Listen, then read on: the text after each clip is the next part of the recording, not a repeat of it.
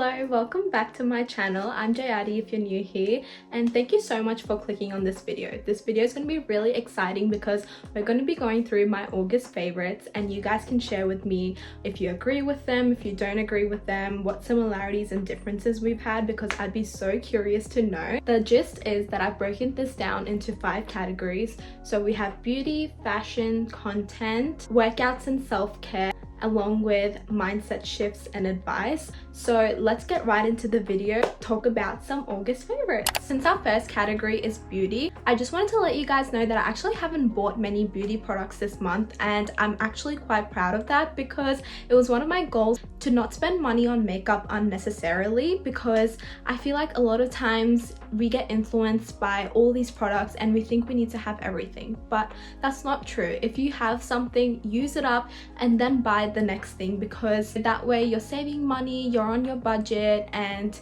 you're honestly like not buying into the whole like idea of consumption and the idea that you need every single thing in this world, because you don't. And I feel like I was falling prey to that a lot. So if you guys have tips for that, definitely let me know.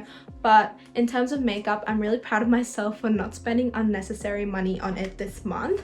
But I wanted to share with you guys an affordable lip combo that I've been loving so much and I've been wearing non-stop this whole month. So I have this lip liner from Rimmel and it's in the shade Brownie Pie. I love it so much. I'm actually wearing this exact lip combo right now because it just looks so flattering and it's perfect for every occasion.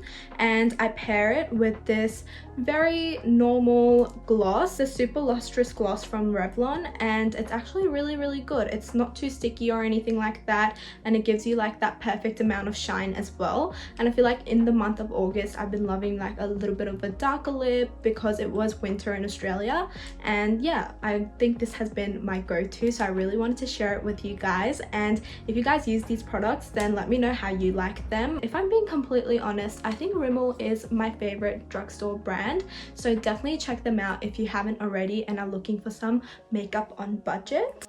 But next up, in terms of beauty, I have this body oil. I got this body oil from like these markets in Hunter Valley. If you're from Sydney, you know what that place is. It's basically like this area that has beautiful wineries and everything like that, and they have the cutest local markets. And I bought this body oil from the end of last year. It smells and feels so good. I used to put it on a lot like when I first initially bought it, and then I completely forgot about it. But this month, as I felt my skin get a little bit drier, I really enjoyed this, so I can definitely recommend it to you guys to even just go to like your local markets and get the body oil. Look how much of a beautiful shine you get from it. I love it so much. Also, I can't talk about beauty and not mention Mecca, because I'm on level 2 of the Mecca beauty loop, and they always give the sweetest gifts, especially when it's your birthday. And one of the birthday beauty loop things I got was this lip oil, and genuinely it's so soft. I love it so much. Next up, we have fashion, which is really exciting. If you watch my birthday vlog video, you would have seen me give you a little haul of my birthday dresses, and because August is my birthday month, that means my birthday dresses have to stand out. Guys, if you didn't see them in my other video, I'll put pictures right here. But yeah, they're so beautiful. I love the red and the pink, and I love the floral element that both of them had as well, but you could style them so differently at the same time. So I really recommend Beginning Boutique. I said this in my birthday vlog video as well, but they're really good for like a special occasion. So if you have something coming up, then definitely check them out. I feel like their price is not too bad as well compared to a lot of other places that sell really nice birthday dresses. So Beginning Boutique is really the go. And in terms of like my outfit of the month that I would like to call, that is not my birthday dresses. I'll insert a little TikTok of it right here. Rory? Just club soda. So demure. Isn't she demure? The demurest. 1 club soda. But I think that outfit looks so beautiful, guys. I think the word of the month has been demure, and that outfit is fully giving demure. I really love it. I love the yellow and the blue together. Yeah, I definitely recommend pairing yellow and blue together. I feel like I don't do that as often, and this month I'm really getting into those color schemes. Next up is personally my favorite category, which is content. If you know me, I love content. I love music, books, movies, everything like that. So let's dive right into it. I'm gonna start with some books slash movie. First one I have here is A Good Girl's Guide to Murder. I really enjoyed this book, and to be honest, the month of August involved a lot of thrillers for me. Well, not a lot, but like 2, but still, definitely more thrillers than I reach for on a general basis. I'm a coming of age love story kind of person, but I think that thrillers are really good, especially if you're in a bit of a reading rut, which I know a lot of us go through towards the middle of the year. So definitely recommend A Good Girl's Guide to Murder. Super easy read. I think I gave this like a 3.5 stars though, because as much as I do love the fast-paced nature of thrillers, I still believe that I love character-driven stories a lot more, and I really need to get attached to characters to be able to absolutely fall in love with the book. And yeah, I think that I know this is a series and a lot of people actually love the characters in the series, so I definitely need to give it a chance. My friend was saying that the next book after this is really good. Definitely motivate me to read this, you guys, if you have read it, but really recommend this as well, especially if you want a fast-paced read. Next up we have The Housemaid, and I actually just recently read this like last week, and it's my book club book for this month, which is really good because it was super easy to read. Again, extremely fast-paced. Have to say, even more fast-paced than A Good Girl's Guide to Murder, just because like the way it's written. I can definitely understand the hype around Freida McFadden now. I actually loved her way of writing thrillers, and my friend was actually reading like the author's note in here as well, which I haven't done yet, but I really should. But she was telling me a lot about like where Freida McFadden lives, and in terms of like her background with psychology and things like that, and I feel like it really reflects in her writing as well.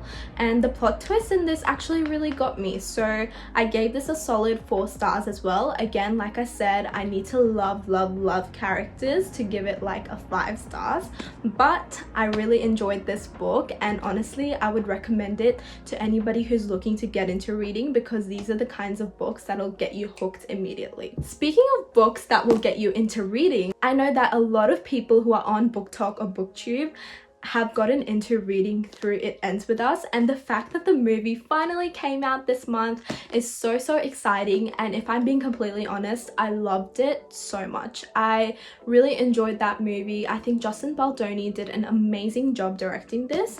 I actually read this like a couple years ago, but I'm including it in this month because I watched the movie this month, and yeah, he did such an amazing job, and I didn't doubt him for a second because he seems like a very genuine person and someone who really cares about the actual meaning behind this book and the trigger warnings that go behind it as well, you know, everything to do with like DV, and yeah, the way he addressed that whole topic and is still continuing to vouch for women who are going through that is just amazing. Really enjoyed his other movie as well, 5 Feet Apart, which was also a book adaptation, so I knew going into this movie that it would be really good, and it definitely did not disappoint. So if you are one of the few people in this world who still hasn't read the book or watched the movie, definitely read the book because it gives you a lot more context. I feel like you understand a lot more in the movie because of this book, so definitely read the book first and then watch the movie, and you won't regret your experience. And finally, for content, if you're a girl's girl, you know August is Sabrina Carpenter's month, and